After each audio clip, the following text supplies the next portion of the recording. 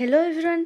आज वीडियो को आपण मानक स्वागत। तो पिला माने जेहेतु तुम मानकर काली कोर 6 एग्जाम अच्छी पिलाने कौन अच्छी काली तुम मानकर कोर 6 जेहेतु एग्जाम रोचे आज थिला कोर 5 किसी भी तुम मान गैप ना पिला माने तो टिके जानी तुम मानक पढ़िया को प्रोब्लेम होथबो तो सेति पई पिला माने जेति सियोर शॉर्ट क्वेश्चन आना हिची पिलाने जदि सियोर शॉर्ट सिलेक्शन क्वेश्चन आना हिची तुम मानक पई चैप्टर वाइज तो सेति बास तुम माने पिला देखि जाओ सेतिक पिलाने तुम मान कभर है पिला माने आ रहा फास्ट मुझे कहीदे तुम मानकर गाइड को फॉलो कर गाइड किंबा तुम मानकर बुक जहाँ भी अच्छी तुम ताको फॉलो कल कॉन्सेप्ट क्लियर है सार कथा पढ़ल फास्ट तापर गोटे गोटे क्वेश्चन काढ़ी सिलेक्शन क्वेश्चन कॉन्सेप्ट क्लियर हम पिला माने घोषबनी पिला माने कौन कौन होता भलरे कॉन्सेप्ट क्लियर हम तापर जाकि तुम एग्जाम देख तुम मन पड़ो निहाती माने तुम जब 2 पेज पढ़िथब ना ताको 4 पेज कर लिखिपार जब बुझीज जिनसटा तुम आउ रहा पिला माने गोटे कथा तुम मानक मेम्बरशिप पोस्ट कर तुम मान इच्छा है तुम मैंने मेम्बरशिप नहीं पार ना न नहीं पार ये किसी बाध्यकता ना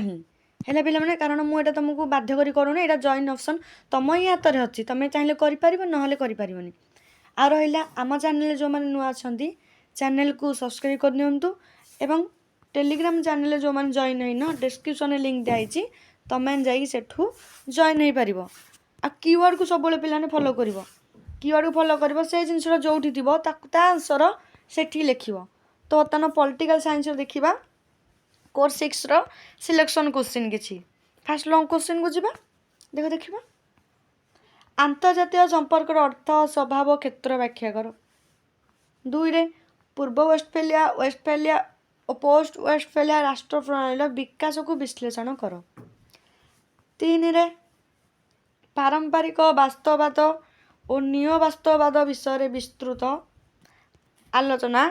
कर 4 रे आदर्शवाद और उदारवादर मूल धारणा और ताहार गुरुत्व व्याख्या कर 5 रे देइछि मार्क्सवादी और नारीवादी दृष्टिकोण विश्लेषण कर 6 रे प्रथम विश्वयुद्धर कारण और परिणाम आलोचना कर 7 रे पिलान देइछि लीग ऑफ नेशंस रो गठन उद्देश्य और विफलता को व्याख्या कर 8 रे तुम देइछि बोल्शेविक विप्लव और सोवियत संघ जोड़ा यूएसएसआर गठन उपरे आलोचना कर 9 रे देइछि फासीवाद और नाजीवादर उदयर कारण व्याख्या कर पिलाने आउ रहा गोटे कथा पेज पिलाने फिलअप कर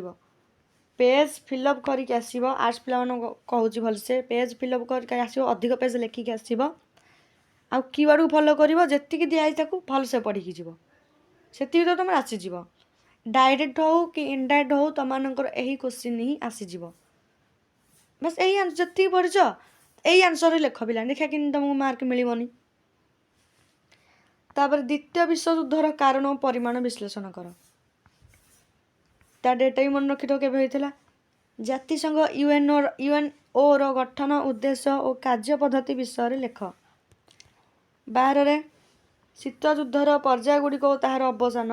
व्याख्या कर 13 पिलाने कौन देइछि तुम मानकर ना पोस्ट शीत युद्ध विश्व व्यवस्था विश्लेषण कर 14 रे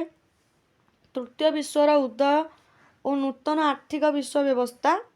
व्याख्या कर 15 पिलाने कौन देइछि उत्तर दक्षिण सहयोग और अविकाश समस्या उपर आलोचना कर देन 17 नंबर क्वेश्चन को जीवा आमे विकास अविकाश गला तापर ग्लोबलाइजेशन अर्थ स्वभाव और प्रभाव व्याख्या कर तापर देख 18 नंबर पिला माने कौन देइछि उदयमान विश्व व्यवस्था विषय विस्तृत आलोचना कर 19 रे आंतर्जातीय संपर्क अध्ययन गुरुत्व को व्याख्या कर 20 नंबर देइछि तुम मानकर शीत युद्ध परवर्ती जुगरे आंतर्जातीय संपर्क परिवर्तित धारा को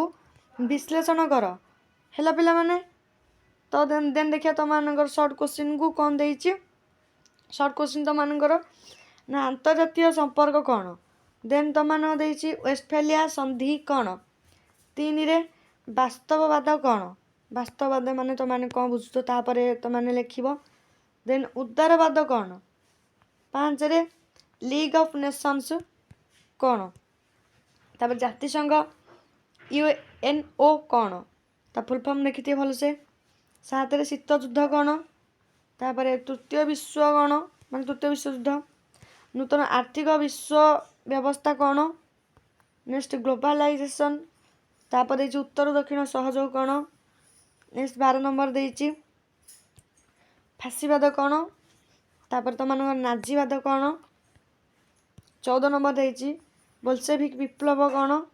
15ରେ ଉଦୟମାନ ବିଶ୍ୱ ବ୍ୟବସ୍ଥା କ'ଣ? ତ ପିଲାମାନେ ଏଇ ଭିତରୁ ହିଁ ତମମାନଙ୍କର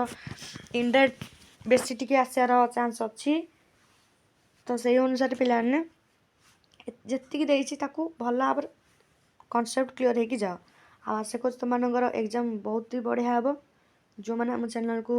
ଯାଇ ସବସ୍କ୍ରାଇବ୍ କରିନାହାନ୍ତି ଜଲ୍ଦି ସବସ୍କ୍ରାଇବ୍ କରି ରଖନ୍ତୁ, କାରଣ ତମମାନଙ୍କର ହିଁ ହେଲ୍ପଫୁଲ୍ ହେବ। କାରଣ ଏକ୍ଜାମ୍ ଟାଇମ୍ରେ ଯେତେବେଳେ ବି ଯାହା ଇମ୍ପୋର୍ଟାଣ୍ଟ ଭିଡ଼ିଓ ଆସିବ ତମମାନେ ପ୍ରଥମେ ପାଇପାରିବ।